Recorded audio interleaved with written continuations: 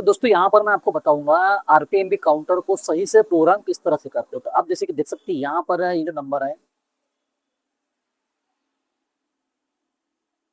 ये जो आप नंबर देख रहे हैं, ये नंबर हमें आरपीएमबी काउंटर का नंबर है। ये सेम टू सेम नंबर अगर हम दूसरे न्यू एमएमसी में लाना चाहते हैं तो उसके लिए क्या करना पड़ता है वो मैं आपको बताऊंगा। कई बार क्या होता है, अगर हम कोई भी एमएमसी प्रोग्रामिंग करते हैं, भले ही हमने आरपीएमबी की को रीड कर लिया है, आरपीएमबी फाइल को भी रीड कर लिया है, लेकिन फिर भी कई बार क्या होता है कि सेम टू सेम आरपीएमबी काउंटर नहीं बनता। आरपीएमबी काउंटर बदल जाता है, चेंज हो जाता है। जैसे कि मैंने अभी आपको जो नंबर दिखाया वो नंबर सेम टू सेम नहीं आएंगे, कुछ ना कुछ दूसरे ही नंबर आ जाएंगे। तो उसका फुल तरीका बताऊंगा मैं कि आपको सेम टू सेम पुरानी एमएमसी का आरपीएमबी काउंटर कैसे लाना है। तो आप जब भी पुरानी एमएमसी को रीड करते हैं तो आपको इस नंबर को भी कॉपी कर लेना है। ठीक है, ये कॉपी कर लेना है। अब मेरे पास ऑलरेडी पहले से ही कॉपी है, मेरे पास इसका बैकअप भी लिया हुआ है। मैं यहाँ पर सिर्फ सिखाने के लिए, नॉलेज के लिए ये वीडियो बना रहा हूँ। ठीक है, यहाँ पर देख सकते हैं, ये हमको यहाँ पर पेस्ट कर देना है। ठीक है, ये जो नंबर है ये आरपीएमबी की है और ये जो नीचे का नंबर है ये आरपीएमबी काउंटर है। तो हमें इन दोनों नंबर को रखना है। ठीक है, अब मैं आपको बताऊंगा कि इस तरह से ये प्रोग्राम किया जाता है।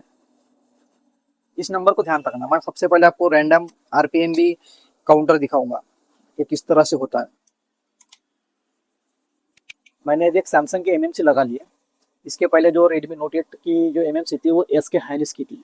अब मैं सैमसंग की एमएमसी में सेम टू सेम आपको कर दिखाऊंगा। ठीक है, ये मैंने ऑलरेडी प्रोग्राम करके रखा था, तो मैं इसको क्या कर दूंगा, रीसेट कर देता हूँ एक बार।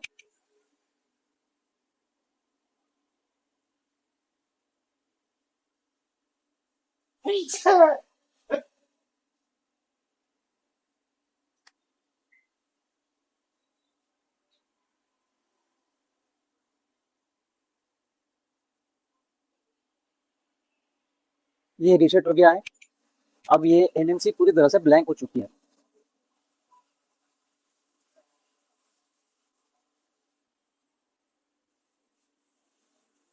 ठीक है, अब ये हो गया। अब मैं सबसे पहले क्या करूंगा, यूज आरपीएमबी की करूंगा। तो यहाँ पर जो मेरा आरपीएमबी की मैंने रीड करके रखा था, इसको मैं कॉपी करके यहाँ पर पेस्ट कर दूंगा। उसके बाद राइट आरपीएमबी की कर दूंगा। ये हो गया।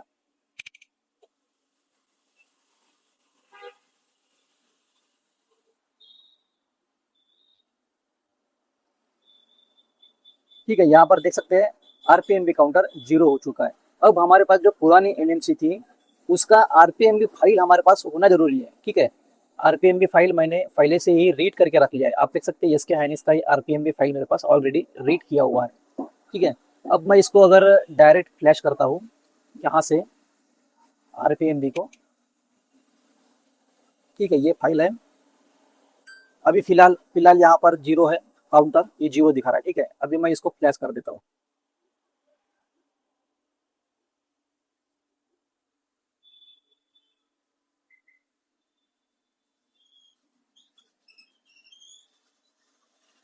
आप देख सकते हैं यहाँ पर नंबर बढ़ रहा है, लेकिन यहाँ पर कोई भी रैंडम नंबर आ जाएगा।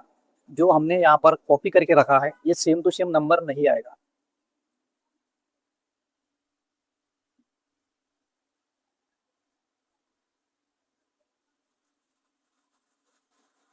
अब ये जो नंबर है ये पुरानी एमएमसी का आरपीएमबी काउंटर नंबर है। ठीक है, हमें सेम टू सेम नंबर लाने के लिए क्या करना पड़ता है वो मैं आपको यहाँ बताऊंगा।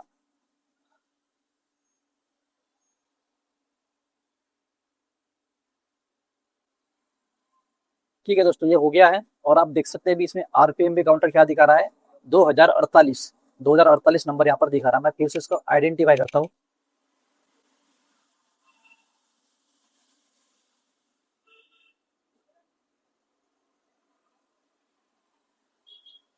देख सकते हैं यहाँ पर ये 2048 दिखा रहा है। ठीक है, तो ये जो है ये नंबर हमारा नहीं है, ये पुराने एमएनसी का नंबर आप देख सकते हैं, ये वाला है। और अभी जो हमने आरपीएम की फाइल को राइट किया तो ये नंबर बन गया 2048। लेकिन हमें सेम टू सेम पुराने एमएमसी का आरपीएम भी काउंटर लाना है। तो उसके लिए हम क्या करेंगे, यहाँ पर जाएंगे। सबसे पहले तो मैं इसको फिर से इरेज कर देता हूँ क्योंकि समय खराब हो सकता है हम इसको फिर से अगर सेट आरपीएम में काउंटर कर देंगे तो शायद हो सकता है। ठीक है, फिर से आरपीएम फाइल को राइट करना पड़ेगा और सेट आरपीएम काउंटर करना पड़ेगा, तो फिर शायद हो सकता है। लेकिन मैं अपना समय खराब नहीं करना चाहता, इसलिए मैं इसको फिर से एक बार फैक्ट्री रीसेट कर दूंगा एमएनसी को। अगर आप चाहते हो तो आप ये तरीका आजमा सकते हैं। डायरेक्ट पहले से अगर आरपीएम की फाइल आपने राइट कर दिया है तो आप दोबारा सेट आरपीएम भी काउंटर करके एक बार ट्राई कर कर देख सकते हो सकता है। मैं नहीं चाहता कि आखिरी में फेल आ जाए या कुछ दूसरा लफड़ा आ जाए, क्योंकि यहाँ समय काफी लगेगा सेट आरपीएम भी काउंटर सेट करने के लिए काफी समय लगता है। मैं फिर से आइडेंटिफाई करता हूँ।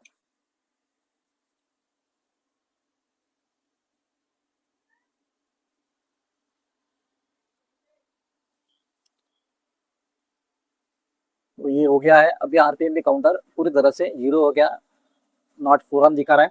ठीक है, अब ये वही सेम टू सेम आरपीएम भी की है जो मैंने कॉपी किया था। ठीक है, ये वही की है, तो मैं इसको राइट कर देता हूँ।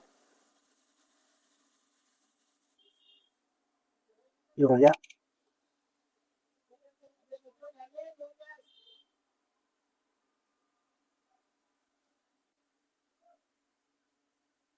ठीक है, ये हो गया आरपीएम भी काउंटर जीरो। अब मैं क्या करूंगा, सेट आरपीएम भी काउंटर के ऑप्शन के ऊपर क्लिक करूंगा, यहाँ पर एस कर लूंगा। ठीक है, अब हमें यहाँ पर आरपीएम भी काउंटर का नंबर डालना है, इसको मैं कॉपी कर दूंगा। कॉपी हो गया।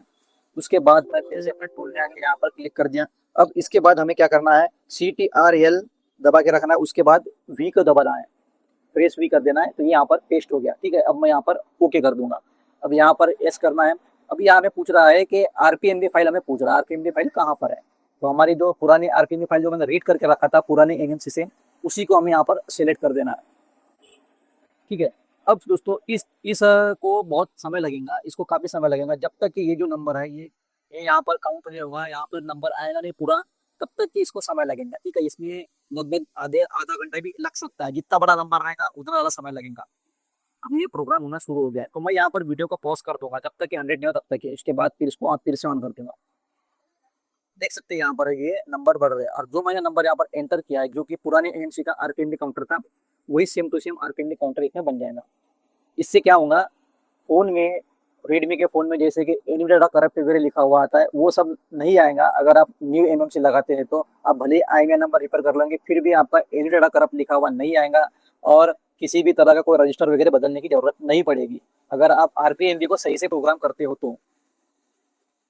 बस आपको आरपीएमबी का जो पुराना काउंटर होता है पुराने एमएमसी का, उसको अगर डालना है बस। हाँ, थोड़ा बहुत जान होनी चाहिए पुरानी एमएमसी में, तो ही आप ये सब चीजें रीड कर सकते हैं। अगर पुरानी एमएमसी में कोई भी जान बची नहीं है तो फिर मुश्किल है, लेकिन थोड़ा बहुत अगर जान बची है तो आप आरपीएमबी की और आरपीएमबी फाइल को रीड कर सकते हैं, और उसका आरपीएमबी काउंटर भी आपको रीड करके रखना है। जैसे कि आप देख सकते हैं आरपीएमबी काउंटर यहाँ पर दिखाएगा, या फिर ये इधर भी दिखाएगा, या यहाँ पर भी दिखाएगा, तो आपको उनको रीड करके रखना है बस। सगळा आठवतो तो म्हणजे 10,57,000 10,57,000 शिपमेंट्स गेल्या वर्षी फक्त। तो ये हो गया है कंप्लीट। ठीक है, इसको काफी समय लगा, 56 मिनट है, लगभग 1 घंटे के आसपास लगा। ठीक है, 4 मिनट बाकी 1 घंटे को, और ये कंप्लीट प्रोग्राम हो गया। आप देख सकते हैं ये नंबर और जो मैंने नंबर एंटर किया था ये सेम टू सेम है। ठीक है, अब मैं दोस्तों इसको आइडेंटिफाई करता हूँ।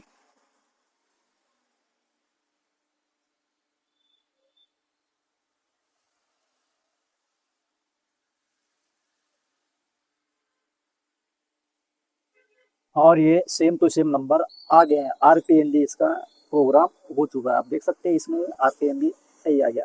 अगर हम सीधा सिर्फ आरपीएनडी फाइल राइट करते हैं तो इसमें क्या होता है कि रैंडम कोई भी आरपीएनडी काउंटर बन जाता है।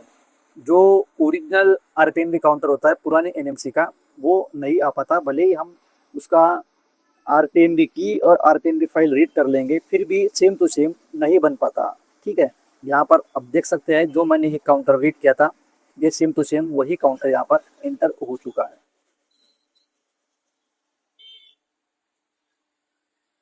अब इसको अगर मैं आईएमआई नंबर रिपेयर करके इसको वापस अगर मैं लगाता हूँ फोन में, तो कोई भी एनी डाटा करप्ट वगैरह लिखा हुआ नहीं आएगा। कई बार हम कभी कभी देखते हैं कि फोन हैंग ऑन लोगों के ऊपर अटक जाता है, या फिर थोड़ी देर के बाद रिस्टार्ट हो जाता है।